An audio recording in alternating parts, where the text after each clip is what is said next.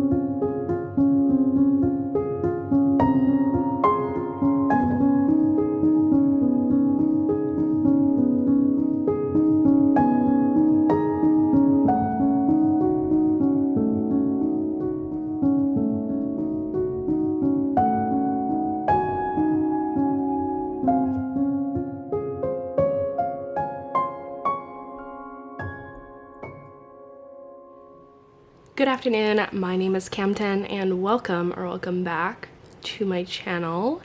Today's video is going to be a reading vlog, which is something I do frequently on this channel, but this reading vlog is going to be a little bit different than my usual content just because there's really no theme of what I want to read this week. There's no plan. I have nothing coming up that could be interesting B-roll footage. So this is really going to be quite an accurate glimpse into a few days in my life. I had plans to do just my usual reading vlogs, but those kind of fell through just because I'm so far behind on my Goodreads reading goal. And even though they're not something to live by, and it's okay if I don't reach my Goodreads reading goal, I would really like to, and I thought that this week would be a good time to try and catch up on some of the reading and just knock out a bunch of books that hopefully I can get back to where I need to be before it's like crunch time at the end of the year. I notice often that I fall behind sometime in August to September, and then I never catch back up again until like the last week of December, which is very stressful. So I don't want to do that to myself this year. The problem has started now, and I feel like now is the time to address it. So I think right now I'm 6 books behind, which is not doable, but I think it's going to take probably more than 1 week to get caught back up as well. So that is the situation as it stands right now. You can tell that this is not a normal reading vlog because I'm literally in my living room, which I don't think I've ever filmed an introduction clip or speaking in my living room. I live with my husband and also my brother-in-law. I don't know if I ever mentioned that, but it's really hard to have both of them out of the house at the same time. So typically I film all of my speaking clips in my bedroom when my husband's cleared out, or on our screened porch, which is right over here, because it's a little more secluded and private and no one can hear me just talking to myself to a camera. But yeah, this is an interesting new angle. As for the reading plans this week, I have a few books out from the library that I'm trying to prioritize. So those are probably going to be a lot of what we're reading in this video. I did finish an audiobook just last night, which I think you will have seen me listening to in a previous clip, and that was The Dragon's Promise by Elizabeth Lim. It's the sequel to Six Crimson Cranes, which I read last year and really enjoyed. And this sequel just did not quite live up to the hype for me. I felt like I was reading two different books a little bit. One that's set in the dragon realm with a whole cast of new characters that we did not know from the first book. And then the other half was set back where Shiori comes from in her kingdom and in like the demon realm, and that had a lot of familiar faces, but I just felt like we didn't really get enough screen time from the brothers who are the Six Crimson Cranes. I feel like the first book really showed a lot of their personalities, and we had very distinct roles for each brother, and I just really loved watching them interact with their sister, and something about that dynamic, like a sibling dynamic, is always so fun to read about. And it was kind of missing from this sequel, so that took it down a couple stars for me. Overall, I don't think it was a bad book by any means, at least not for me, but I gave it like a 3-star, and definitely not the best sequel that she could have come up with, but that's neither here nor there. Moving on to the library books, I got out The Gilded Ones, oh my god, that's reflecting really badly, by Namina Forna, and I have already DNF'd this book. I got pretty far into it. This bookmarker is way far behind of where I actually was. I got up to 30% into this book, and I just could not suspend my disbelief any further. I feel like the world building in this one is the primary issue for me. I'm not really the most observant reader, so I feel like it takes a lot for me to be like, that's a plot hole. I don't know if that makes a lot of sense. So the fact that I was doing that constantly throughout the reading of this book just tells me that this one is not for me. Basically, this book is set in a fantasy world that's inspired by Western Africa, and we're kind of watching our characters who live in a very puritanical society where like purity and blood color is very important. There's a ritual whenever girls turn 16 to cut them and see what color they bleed. So if they bleed red, then that means that they are pure, and if they bleed gold, then that means that they are an Alaki or a gilded one and they are impure. This is going to be a whole rant because I have so many thoughts on this, but knowing what I know about humans, there is no way in hell that they would be waiting until a girl's 16th birthday to find out whether or not she is pure or impure, or whether or not she is going to bring shame on the family. I don't care what society we're basing this off of. This is true across the world, I'm quite certain. No parents who believe this belief structure as stringently as the people in this book do are going to wait and fall in love with a child, care about a child, use up resources on a child, if they could just do a little cut at infancy and find out what color blood their children bleeds. There's just no way, and you can't convince me otherwise. And I know that that's true, that they bleed the same color from infancy on, because there's a whole section where the author goes into how girls aren't allowed to roughhouse or run around and play or do anything that could risk them cutting themselves, so that you don't find out what color their blood is before the ceremony.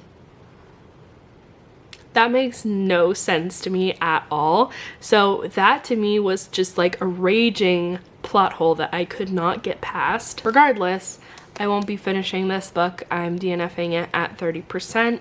Just can't get past those couple of critiques, and also just how bored I felt throughout the reading experience of this one. It just did not grab my attention the way that I wanted it to. However, The book that I am reading and loving is The Shadow Sister by Lily Mead. This book is following two sisters named Casey and Sutton who are completely at odds with each other. They have a very toxic sister relationship, which I cannot personally relate to, but is definitely an interesting dynamic to keep reading about. At the beginning of this book, Sutton has gone missing and Casey is trying to help find her sister and also play the part of a grieving sister who is looking for and missing her older sister, and she's just struggling to keep up that role because they have such a difficult relationship that even though she does hope her sister is okay, she also can't help but feel like all of this is her sister's fault, and her sister, being a kind of manipulative person, is staging her whole kidnapping / disappearance situation for attention. Not too far into this book, Sutton ends up reappearing, and she has doctors and their parents convinced that she doesn't remember not only the events of her disappearance, but she doesn't remember anything about her life except for Casey. So she doesn't remember who her parents are, she doesn't remember her boyfriend, she doesn't remember their dog, she only remembers her sister Casey. Casey is not convinced at all, and Sutton is a lot different. She's acting very strangely, and Casey feels like the whole thing is an act in order to gain sympathy. So we're just basically following this mystery to see what happens. Is Sutton faking it? Did she disappear of her own free will? Is something else going on? I think there will be a bit of a speculative element to this story, but I'm not 100% sure yet. It definitely does not feel like a straight up mystery thriller. It feels like a contemporary that's exploring familial relationships with this darker element of like a mystery and possibly speculative element. We'll see. But I'm really enjoying it. It's had me hooked since like page 1. Literally the first line of this book just had me already so intrigued. So it says, "My sister is a bitch, but that doesn't mean I want her dead." So literally the first minute I read that, I was just like, yeah, I need to find out what this book is all about. So I'm really enjoying this one so far, and I'm excited. I'm now about, what is that?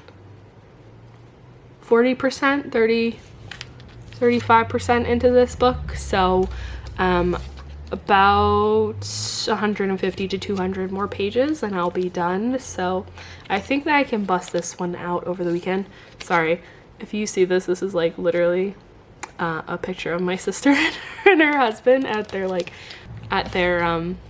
pregnancy shoot, and I just used it as a bookmark. Anyway, that is that. So that is the book that I'm physically reading. I also have another book that I'm reading on my phone. Typically when I film a reading vlog, I switch up the way that I read just a little bit, and I'll read one book at a time just to be able to do updates on the reading. But when I'm not filming a reading vlog, this is how I read. I read one book physically, so an actual book that I hold in my hands.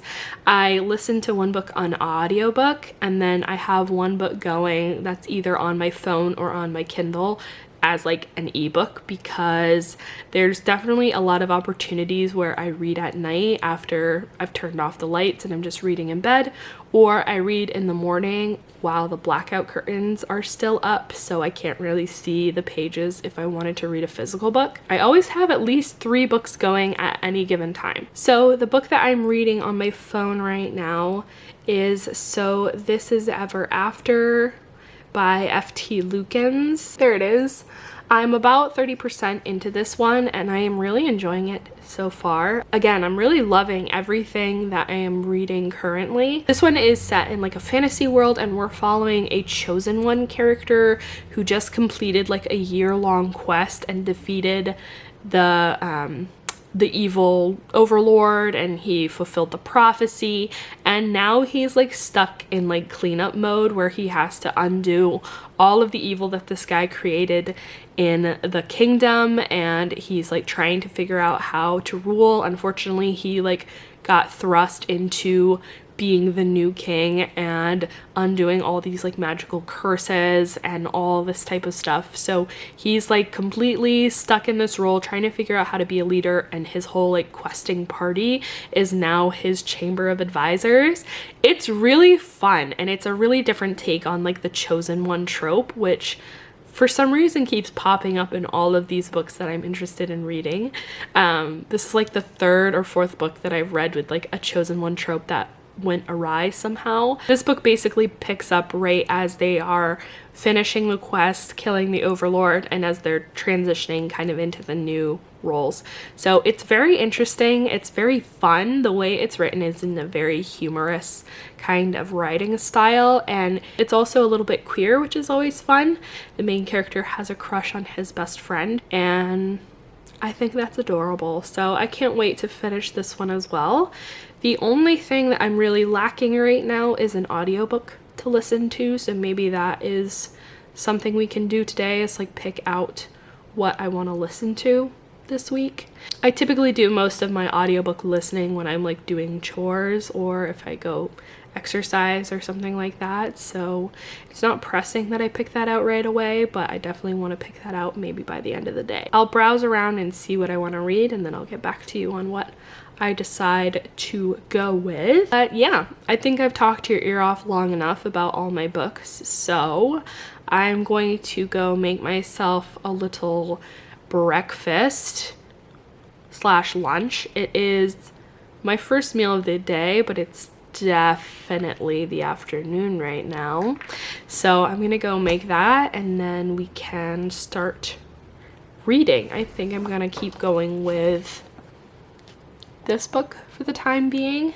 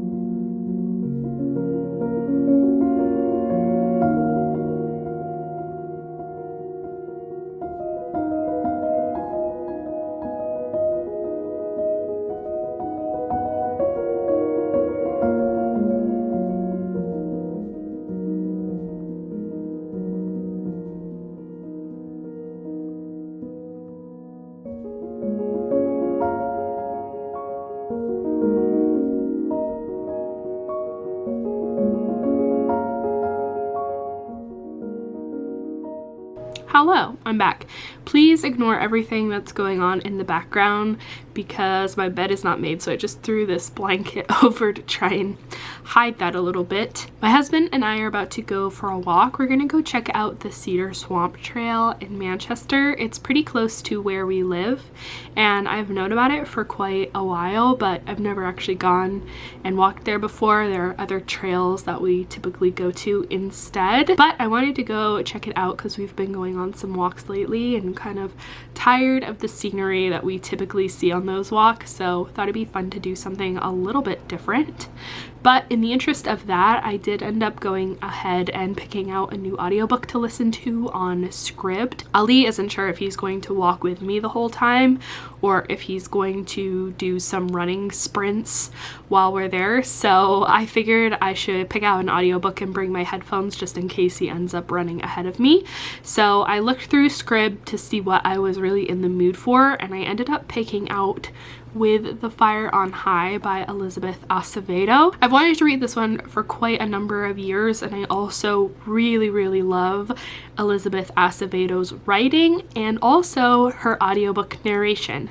She narrates all of her audiobooks, and I really love her voice and kind of like the unique intonation that she adds to her writing. A lot of her writing is written in verse, so for that reason listening to her narrate her own audiobooks is really helpful because you hear the story the way that she kind of heard it in her head as she wrote it. I don't think this book in particular is written in verse, but I just enjoy her narration as a whole anyway, so I thought that this one would be a good one to listen to.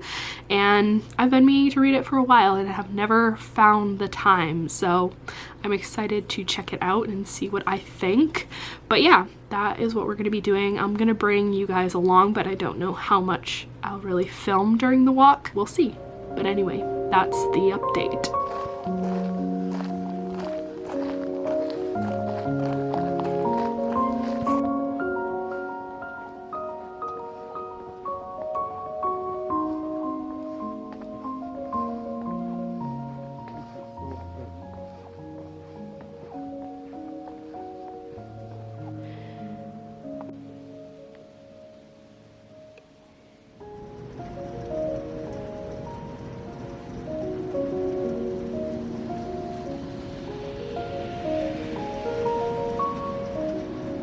Hello, I am back with a reading update. I finished 2 books yesterday.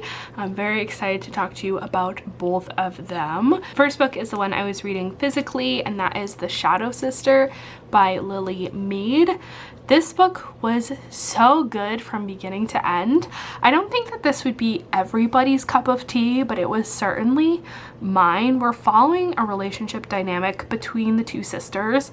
Like I said earlier, this older sister, Sutton, has gone missing at the beginning of this book, and we open to the family frantically trying to search for her and plead with the media and things like that. But shortly into this book, she ends up reappearing, but everything seems a bit off. So we're following their journey throughout this story as our main character, Casey, who is the younger sister, is trying to figure out what happened to Sutton while she was away, as she has zero memory of her life previous at all. All she remembers is Casey. There's a lot of creepy and weird things that happen throughout this book, and there is a speculative element to this book that I really enjoyed. I think the reveal of what really happened to Sutton while she was gone was a little bit predictable. I feel like I did see it coming to a certain degree, but I don't think that made it any less enjoyable or made the journey that you're on throughout this book less enjoyable. At the end of the day, I feel like the payoff was still there, and I really enjoyed especially the look at these 2 sisters' relationship. I really thought this book was going to have us firmly on Casey's side the entire time, but the chapters that we got from Sutton's perspective really added a lot to your understanding of what's happening and how, depending on whose perspective you're seeing things from and whose point of view you're looking through, your whole opinions can change. Because I felt like when I was in Sutton's perspective, I was on Sutton's side, and when I was in Casey's perspective, I was on Casey's side. At the end of the day, they are 2 teenagers, 2 sisters, who are both in pain from the fact that they aren't as close as they wish they could be. And I thought this was a really beautiful story about sisterhood, generational trauma, the way that the media treats victims who are Black, and I really loved it. I gave it 5 out of 5 stars. And the other book that I was able to finish is With the Fire on High by Elizabeth Acevedo. I was listening to this one on audiobook and I whizzed through it. I feel like I could not put this book down more than I've experienced in quite some time. Actually, both of these books were kind of unput-downable for me, and I was so excited to pick them up every time I had time to read. With the Fire on High is following a character named Imani, who is a high school senior. She's a teen mom, and she is just trying to figure out what to do with the rest of her life, while also obviously juggling the responsibilities of being a mom, trying to co-parent with her ex and things like that. I don't think I've ever read a book that features a teen mom before, so that was definitely a new experience for me, and I really loved the way that it was discussed and handled in this book. It showed a lot of the difficulties and how Imani has to be 10 times more responsible than any of her peers when it comes to making decisions about changing her jobs or where she wants to go to college or what she wants to do for the rest of her life, because she obviously has this toddler to take into consideration as well. But it showed it from a very positive perspective, as far as most of the people in Imani's life were super supportive of her. Her grandmother is super supportive. Her dad is super supportive. Her friends are all there for her. Her ex is a pretty healthy co-parent with her for the most part throughout the story. Her love interest in this book is really super keen on being a part of the kid's life and trying to do his best to, you know, form a relationship with her as well. So it was a really positive perspective on the whole thing, and I thought that that was great. Imani is a character that you definitely want to root for as well. She's a great friend. She's very loving towards her family. She has her dreams, and she definitely goes through an entire like growth spurt throughout this book of learning to acknowledge her own dreams and learning that there's a balance between being responsible and going after what she wants and pursuing her own dreams, because she wants her daughter to be able to do that as well and not feel held back by anything. The cooking element in this book was so cool. We got to see Imani go on like a study abroad trip to Spain for a week, and that was a really fun part of the book. But also they're doing like this culinary arts class, and she's a really great home cook, and so she feels like she won't get as much value out of the class as she'd want to because she's already such a natural in the kitchen. And the teacher kind of has a very like firm relationship with her, where he has to kind of take her down a peg and tell her, first you need to learn to follow the instructions before you can break all of the rules. Their dynamic throughout the book was really interesting to me. Final comment, Elizabeth Acevedo's writing is just gorgeous. I don't know what it is about her writing that is able to evoke so many emotions in me.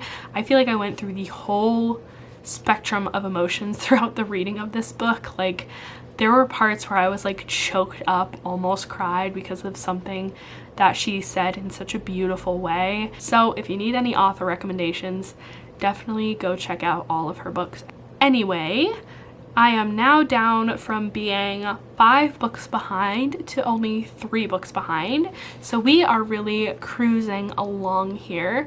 I've also gotten further in the So This Is Ever After book, but I haven't really come across any like significant happenings. I think I'm probably only like 50 pages further than the last time we talked, so haven't gotten too far. That one is still a work in progress. However, it's time to pick out some new books. I'm gonna hold off on picking out an audiobook for now, but I do want to pick out a new physical book. I am going on a trip to Philly in a couple of days to see one of my best friends from high school and stay with her for a few days, and I am taking the train ride there because I don't like flying or driving. So I have like a 6-hour both way train ride coming up, and in that time I want to read a thriller. You guys know, because I've mentioned it a million times in my videos, that I have not really gotten a good thriller this year, and I want to try and remedy that. I feel like reading a thriller on the train is like the perfect vibe fit, so we have some options. I have this whole stack to choose from. I have What Lies in the Woods by Kate Alice Marshall, No One Will Miss Her by Kat Rosenfeld, The Book of Cold Cases by Simone St. James, Dark and Shallow Lies by I don't remember the author, Before We Were Innocent by Ella Brennan, and The Perfect Ones by Nicole Hackett. These are all thrillers that I own because I definitely don't trust myself to bring any library books to another state, but I thought it would be fun to go through and do like try a chapter with each of these and see which one appeals to me the most. Maybe get into it like a couple chapters before the trip, just so that I kind of am already a little intrigued for when I get on the train. But I do think I might need a nap because I've been up since like 6 a.m. and I'm kind of tired. It's like 4:30 right now, so I might go take a couple-hour nap and then come back to you.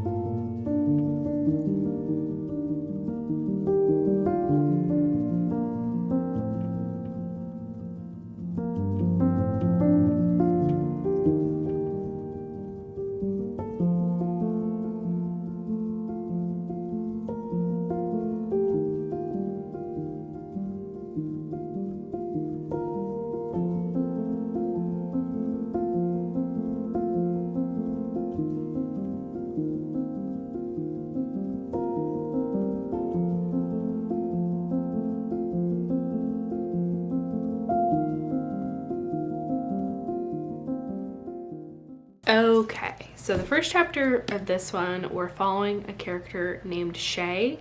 We're following her to work. Everything's pretty basic, but it does imply that she may have survived an attempted murder and she's trying to find her potential murderer, or he's already been locked up. She's also really obsessed with true crime and thrillers, so I related to this character quite a bit. But for intrigue, I would probably give this one like a 5 out of 10 for the first chapter. In this one, we were following a main character named Gray, whose best friend disappeared several months ago. It seems like her grandmother is a bit psychic and owns like a psychic shop, and it's set in Louisiana. It was pretty interesting. I would probably give this one like a 7 out of 10 for intrigue. All of these chapters were pretty short, so it was kind of hard to get an idea just from the bare amount that I read. Next was this one. The first couple chapters of this one set the scene that there are these two friends. They've kind of fallen out of touch. One of them is like thriving now. The other one is not as successful, but both of them seem to be connected by some event that happened like 10 years ago to them. Sounds like one of their friends may have died. The friend who's super successful is asking the friend who is living an average life to cover for her and lie to her fiance about something and like tell her that she's been hanging out with her all this time. So seems like there's going to be like an interesting manipulative dynamic between these two, and a 10-year-old mystery that we're gonna have revealed over time. This one was pretty good. I guess I would give it like also a 7 out of 10 for intrigue. Next was this book. I read this one last night. The first couple chapters of this one were following a social media influencer. I think she's like an Instagrammer. She was going on a run with a friend. We were just kind of setting the stage of like her lifestyle and her Instagram popularity, and then there's like a hint that they might be going on a trip to Iceland, like a brand trip. This one, I guess I don't know, a 4 out of 10 maybe for intrigue. Next was No One Will Miss Her. This one was kind of interesting because the very first couple of pages were like a prologue where we were hearing from the murder victim, and she was saying like, no one's going to miss me, everyone's gonna say that I deserved what happened to me, blah blah blah. So that part was kind of interesting. And then in the actual like first chapter of the story, we were following what happened when the detective discovered the body and that he found her nose in the garbage disposal, which is just nasty. Also, this one takes place in Maine, which is where I am originally from, so that adds some intrigue for me. And the victim in this story has the most Maine name I've ever heard, which is Lizzie Willette. So bonus points for accuracy. This one I'm gonna give like a 9 out of 10 for intrigue, I think. And lastly, we have What Lies in the Woods. This one I found to be the most intriguing for me. The first couple of chapters of this hint at these 3 friends who were best friends in childhood, always loved to play in the woods. And then in the second chapter, we got to know one of the characters who is the one that survived a murder attempt. She was found barely alive, and she's like scarred for life, literally and figuratively. She finds out in the first chapter that the man who went to jail for trying to kill her is dead, and it brings up a lot of feelings for her. So this one was like a 9 or a 10 for initial intrigue for me. Hello! After watching back my footage from yesterday, I realized I never really filmed an outro clip or closed out the video properly, so I just wanted to do that quickly. I ended up picking the 2 books that I was most interested in after reading the first couple of chapters. So these ones were pretty much tied for like first place as what I was most interested in picking up at the moment. So those books are No One Will Miss Her by Kat Rosenfield and What Lies in the Woods by Kate Alice Marshall. Both of these seemed really interesting to me, and to be honest, the train ride is going to be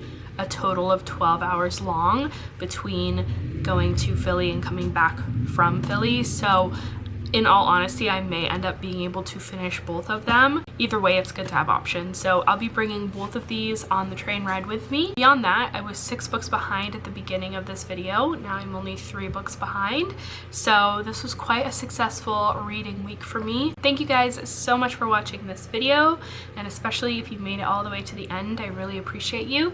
If you can take a few extra minutes to like this video, comment, subscribe to my channel possibly. We're almost at 200 subscribers, which is really exciting. But either way, I will see you all in a new video next week. Bye!